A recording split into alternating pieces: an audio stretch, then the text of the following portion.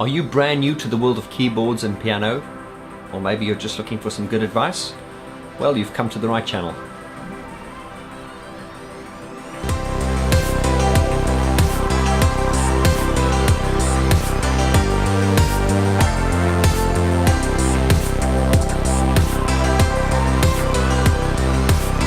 Hello and welcome once again to Piano and Keyboard Artist, the channel where we discuss everything relating to keyboarded musical instruments. My name is Vaughan George. I'm a self-taught pianist, singer and a producer, and it is my goal in this channel to give you some great content relating to keyboarded musical instruments. If you're here because you saw last week's video, which was the first video, well, this is the second video, this is a brand new channel. So if you're here following the video from last week's video was called the 2-3 identification method, and it was aimed at absolute beginners. This lesson 2 is also aimed at absolute beginners, but it follows on from last week's video. Also, just be aware that these lessons are for absolute beginners. So if you've been playing for a while, this may be very, very simplistic, but it was really aimed at people who've never played before. And a lot of my teachings are based on the methods I learned to teach myself, because I've never had traditional tuition. So with all the different teachers out there, and there are some very, very, very good teachers out there, you know, both in real life and on YouTube. Not that the people who aren't on YouTube aren't in real life, but you know what I mean. But the niche of this channel, I would say my forte is is more teaching sort of piano singers. So if you're looking to become like a concert pianist or a jazz instrumentalist, by all means, please subscribe and enjoy the channel. But I'm really looking to teach people who are interested in doing what I do, and that is sort of like singing and playing live. Sort of like if you're like a piano bar singer or that kind of thing. I am also a producer, but that is another story completely. But as I say, this is really aimed at specifically piano singers. Okay, and with that all said, I want to go straight on to the lesson for today, which I call the GC 1 2 3 4 5 5 4 3 2 1 method, and I hope you get good value from it. As I say, it's for absolute beginners, so enjoy the tutorial and I'll see you on the other side.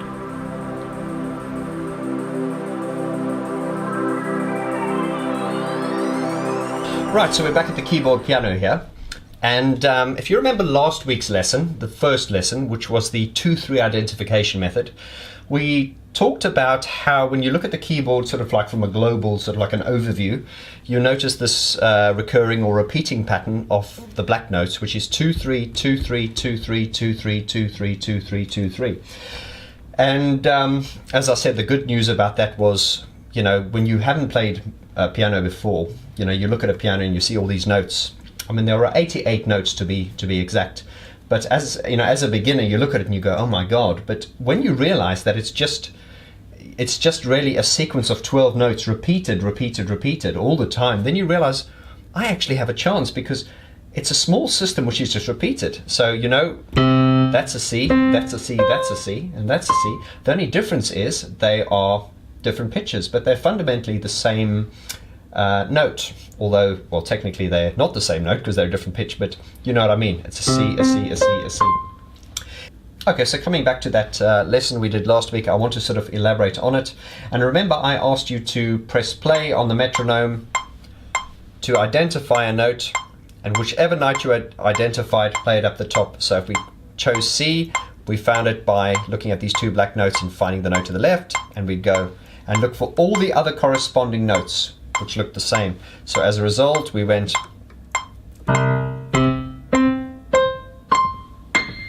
and then we came down again, went to the next note, and then down again,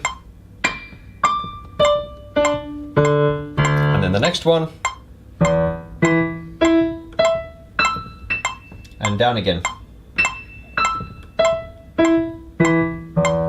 And so that was it, really. It was just choosing the note and then just drumming into your brain that, that is the same note as that. It's just a different pitch, and it's just getting familiar with it. I know when you go for traditional piano lessons, they'll sit you down and they'll typically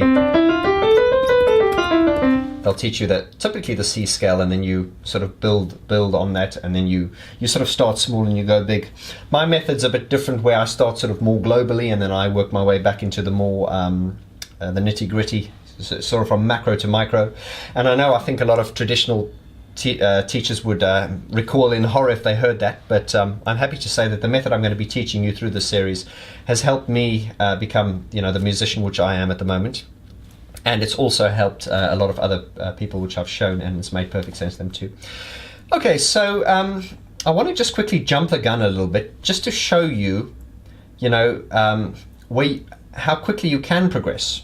Okay. It's not necessarily as difficult as you think. As I say, we know now that it's just, you see these 88 notes, but it's made up of these chunks of 12 notes. And that really, it's like having a big goal. You just cut it down into smaller chunks. Now, I'm going to quickly just jump the gun a little bit now, but stay with me on this. It's all I want you to do is visually watch what I'm doing. Okay, now just see where my hands are. I'm going to play a C. Then I'm going to play a G, I'm going to play an A minor, and I'm going to play an F. Okay, don't worry about the chords that I've shouted out to you. Just notice where my hands are landing, because I want to show you this. Now you may or you may have not noticed this before, but watch this. Light up, as if you have a choice. Even if you cannot hear my voice, I'll be right beside you, dear. Now I'm going to play the same pattern, but watch this. If I could, then I would. I'd go wherever you will go. The point I'm trying to make there is, even though if you didn't know what the notes I was playing were called, you can visually see that I was playing exactly the same pattern. I was going C, G, A minor, F. And I sang two completely different songs over those exact same chords in the same sequence. So the point I'm trying to make is, you may or may not have seen this before. The point is that there are so many songs which will follow that same sequence, but they're completely different songs. So the beauty of this, my friends, is if you just learn a few chords, you can learn a lot of songs. Okay, so that's really basic, but you would want to eventually get it to a level where you can go, if I could, then I would, I'd go wherever you will go. So that's sort of taking the chicken, and what I talk about the chicken is obviously the basic chord, being the chicken, and then you elaborate on those chords, that's adding the vegetables, and then you add all the little spices, which are the little frills and everything, and that's what gives you your chicken stew. I always like to refer to the chords as the chicken, the basic chord, and then the elaboration on those chords as the vegetables, and then the little performance elements as the spices you give, and the gravy and the sauce to give the dish its taste. Anyway, so let's move on. The reason I've shown you that is just to show you how simple, and this should give you hope, is just knowing that if I could, then I would, I know wherever you will go. And of course there are so many songs we can sing just playing that same pattern. The beauty is you can learn those chords very quickly, but before we get into that, which will be the next lesson, it is very important that we first develop the flexibility in the fingers. And I always know when people start, it's your fingers are a little bit like a when you get these trees and they've got like old branches and they all you want your fingers to be like the young trees, the young leaves, or the young branches. Anyway, okay, moving on to today's lesson, which I call the CG 1 2 3 4 5 5 4 3 2 1. Okay, now I talked earlier on about the chord of C, which was C, D, E, F, G, A, B, C. Okay, but before we get into doing scales and chords and stuff, I think it's very important that we just get a bit of flexibility in the fingers first. So this is a very simple exercise. So I want you to drop your hand, see the middle C, comfortably put your thumb across the C, or above the C, pointer finger on the D, middle finger on the E, ring finger on the F, and the pinky on the G. Okay, so you just drop your hands, just a very relaxed motion, and you just go. That's it. Dun, dun, dun, dun, dun. So that's C. But then what you're going to do is you're going to move, just like with the 2-3 identification method, you're going to move to the next C.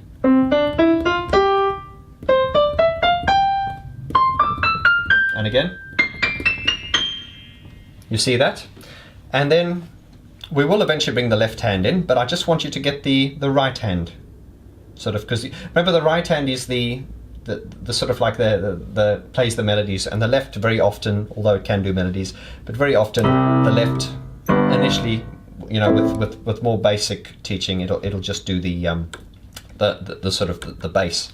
Okay, hit the metronome, find the C, remember the 2 black ones and the one directly to the left, and let's go. Up and then down.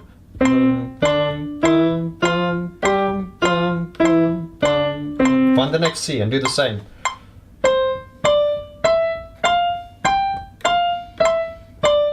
And to the next C.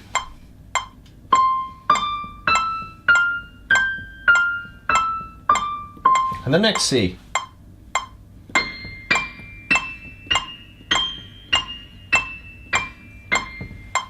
You can speed up the metronome. Of course, it's very important that you can walk before you can run. Remember, you first be able to crawl, then you can walk, and then you run. You should really make sure that you can get it in a constant speed. You'll probably notice initially, you might find yourself doing, because you'll find that these 2 fingers are usually, you know, if you haven't played piano before, these 2 fingers are usually weaker.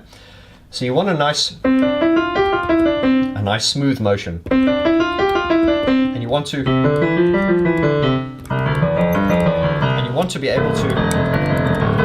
able to play it nice and smoothly. Okay, so do that again. I'm going to put the metronome a little bit faster. Remember, set the metronome at a speed which is comfortable for you. It is very important that you can play things smoothly before you progress faster. Otherwise you're just sort of like building on bad habits. You've got to get the fundamentals right first and then move on. Otherwise it just doesn't work. Okay, I'm going to have it at 120. So we're going to do the C's and then the G's. Remember, these are the G's. And then randomly just go for any C. Let's go for the C.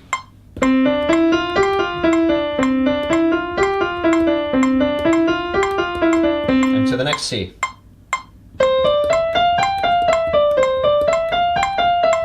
And to another C. And to another C. Let's go to a G.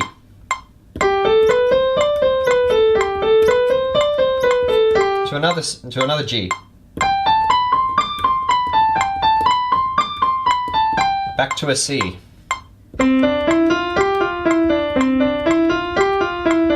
Back to another C. Back to a G.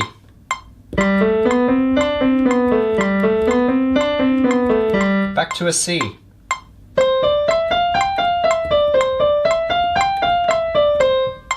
Okay, so all you're doing is you're playing the 5, you've got your 5 fingers pushing down the 5 notes, and then you move to a G.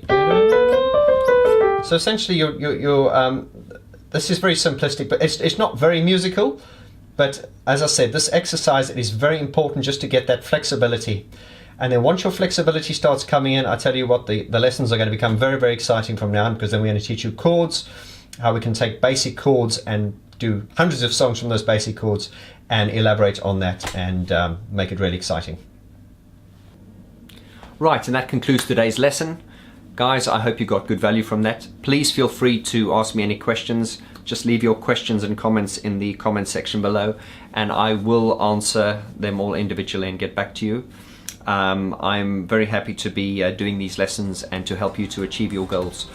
Yes, subscribe as well, and I will see you very soon on the next video. Until then, be good to yourself and be kind to others. See you again.